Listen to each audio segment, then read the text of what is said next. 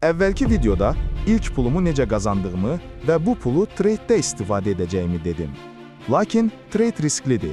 Mən bu riski minimuma endirmək üçün özümə passiv gəlir mənbəyi də yaradaraq bu yolda daha qətiyyətlə irəliləyəcəyəm. Bəs passiv gəlir nədir? Passiv gəlir əvvəldən böyük vaxt, pul və ya səy göstərilərək yaradılan, daha sonradan minimal müdaxilə ilə sizə davamlı gəlir gətirən bir sistemdir. Yəni siz yatdığınız, tətildə olduğunuz və ya başqa hər hansısa bir işlə məşğul olduğunuzda belə pul qazanmağa davam edirsiniz.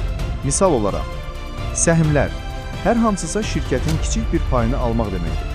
Şirkət böyüdükcə sizin sahib olduğunuz payın dəyəri də artır. Bank əmanətləri. Öncədən yatırdığınız məbləğlər bank tərəfindən dövriyə edilir və bank sizə bu pula görə müəyyən faiz verir. Mülkiyyətin kirayə verilməsi. Mənzil, ofis, restoran və s. kimi obyektlərin kirayə verilməsindən gələn gəlirlər. Staking.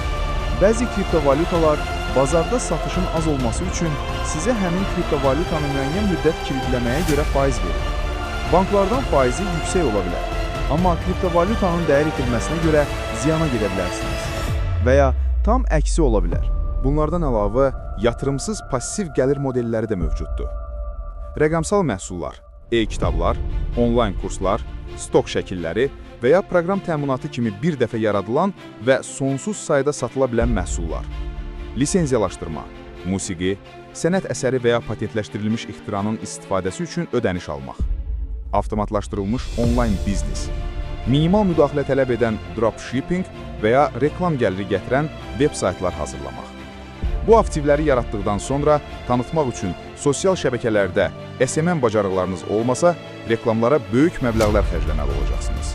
Ən yaxşı yatırımsız passiv gəlir modeli isə YouTube biznesidir. Xüsusən süni intellektin şəkil və ya video kimi ehtiyacları asanlıqla qarşılaya bildiyi bir dövrdə bunu etmək çox sadə prosesdir. Burada heç bir ilkin xərc tələb olunmur. Sadəcə video hazırlayıb, müəyyən aralıqlarla, məsələn 4 gündən bir, davamlı paylaşım edirsiniz.